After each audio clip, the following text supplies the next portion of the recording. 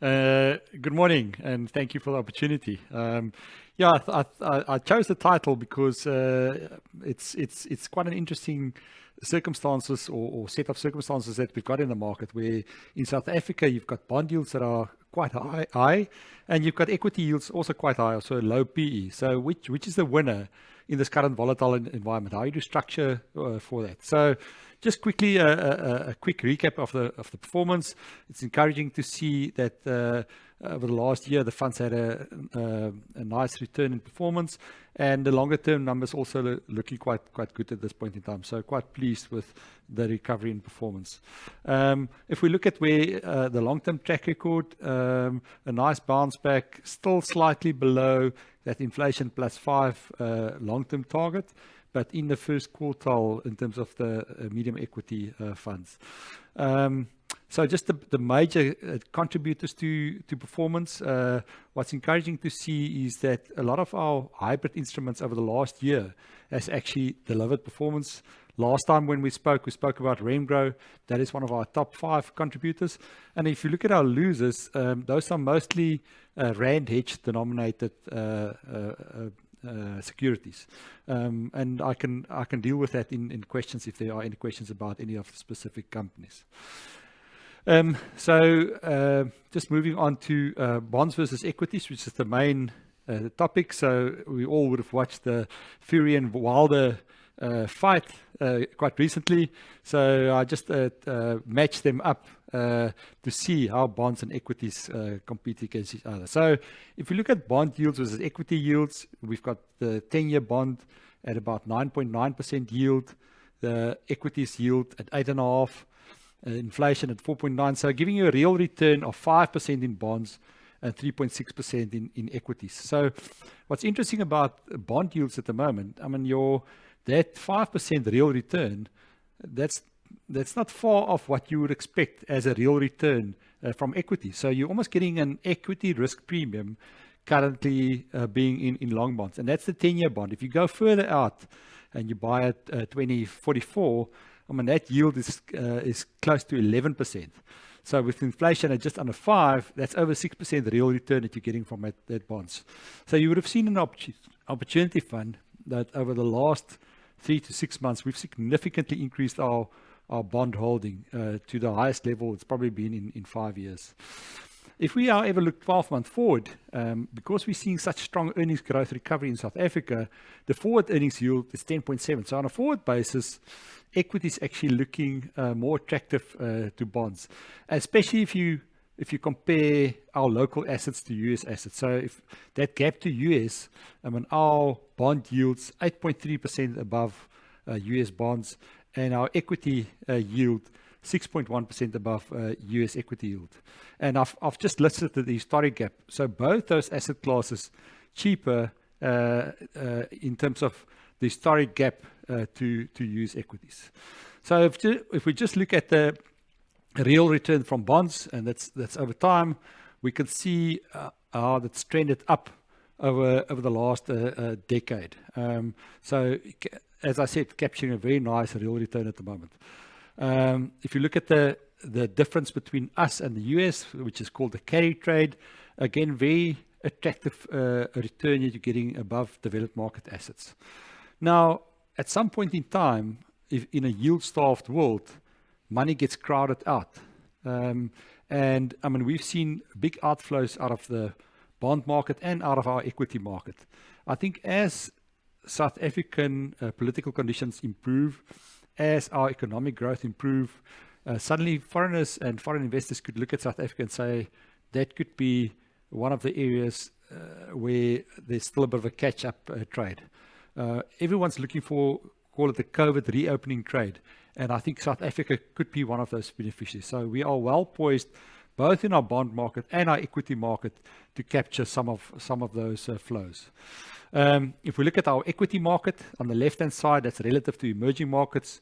You can see we're trading at more than 1 standard deviation below historic norms in terms of a PE, and the same to the developed market. So again, on an absolute basis, it's looking attractive, and on a relative basis to both developed markets and emerging markets.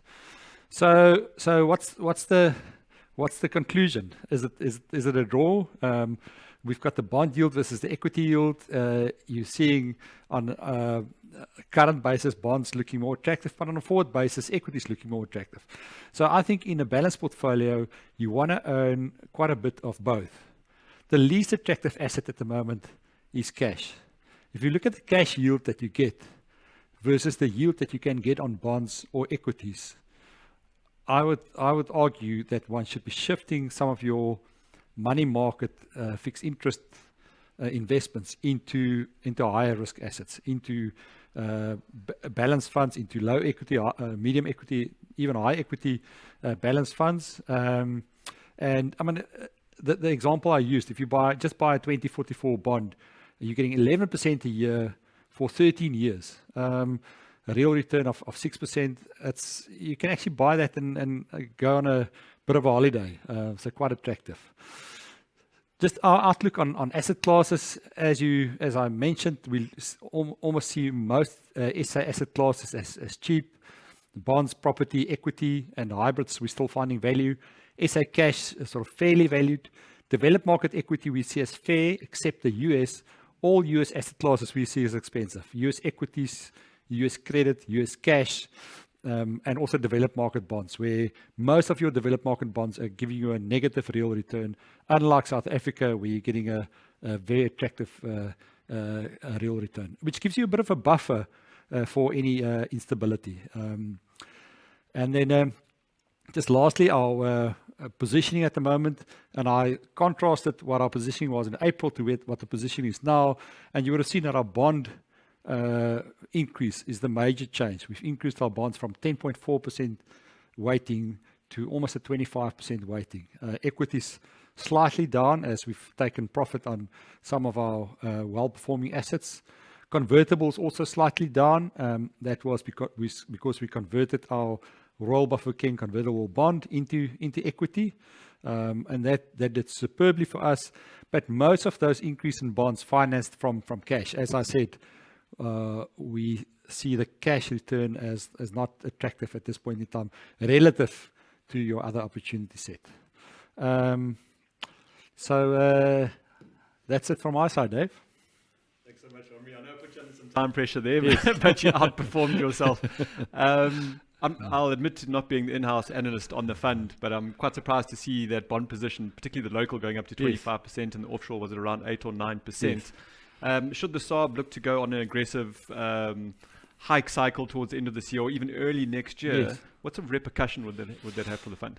Yeah, it's interesting. So obviously your short end will go up, but what we think will happen is you'll actually see the yield curve flattening, because you'll see a sharp increase in short rates to try and limit the impact of inflation. And bonds longer term are worried about inflation. And as you suppress the inflation expectations, I think you could actually see the long end also coming in. So as the long end comes in, you get a bit of capital appreciation on your long end, plus the running yield that you capture. So, and even if you don't, that buffer, even if it sells off 1.5%, I mean, the bond portion of the portfolio has got about a seven duration. So bonds can sell off, our bond portfolio can sell off by about 1.5% on average in terms of yield, and you'll still get your capital back in a year's time. So we think because of the high nominal and real yields, there's a big safety buffer that's built into bonds at the moment. And for any balanced fund, it gives you a nice floor to your return. So, I mean, we typically haven't held much bonds, but I think at the current valuation levels, relative to the strong recovery that we've seen in the equity markets, we think a more balanced portfolio makes sense. Okay, I understand where you're coming from. And then Naspers has been quite a favorite of the fund for some time. Obviously, the developments in China have been spoken about at umpteen length during the course of today. But I mean, how do you mitigate the position in something like Naspers? Because I know you've tended to use derivatives for that downside protection purpose as well. The spot on, Dave, and if you look at the size of the position, where relative to the performance that was subtracted because of Naspers, it should have been a lot worse. And the reason why it wasn't twofold. One is, as these risks started to emerge, we also became a bit more worried about the earnings outlook and around Naspers and your earnings visibility. So we reduced our Naspers position, and we also ran with quite a high hedge on Naspers. So both those elements protected the fund into this big sell-off that we saw in Naspers. Fantastic. Thanks so much for your time this morning, Omri, and joining us in the studio. Really appreciate it. Thank you, Dave. All the best.